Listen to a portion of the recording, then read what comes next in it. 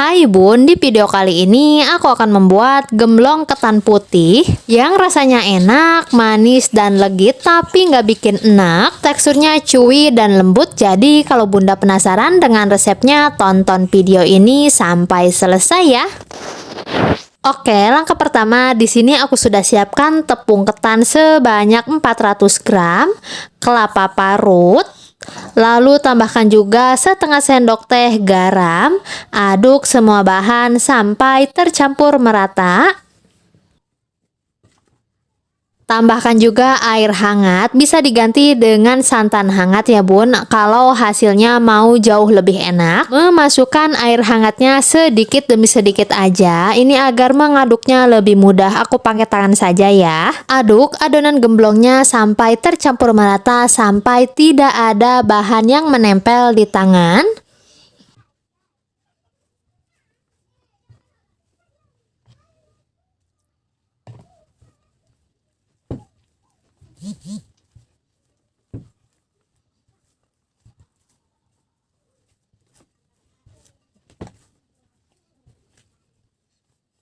Nah, ini adonan gemblongnya sudah pas teksturnya, ini juga tidak menempel di tangan, berarti cukup ya. Air yang aku pakai ini sebanyak 350 ml ya Bun. Ambil sedikit adonan gemblong, lalu bentuk adonan. Untuk membentuk adonan gemblongnya, kalau aku panjang kelonjong ya Bun. Untuk besar kecilnya adonan, aku dikira-kira saja ya, tidak ditimbang sama sekali. Bentuk semua adonan gemblong sampai adonan gemblongnya selesai ya Bun. Oh ya Bun, untuk Bunda yang baru menemukan channel Intip Dapur Adiba, dukung terus ya channel Intip Dapur Adiba dengan cara like, komen, dan subscribe. Dan sebelumnya terima kasih sudah menonton video ini. Masukkan adonan yang sudah dibentuk ke dalam minyak yang panas. Ini aku menggorengnya menggunakan api sedang ya. Jangan lupa dibolak-balik agar matang merata.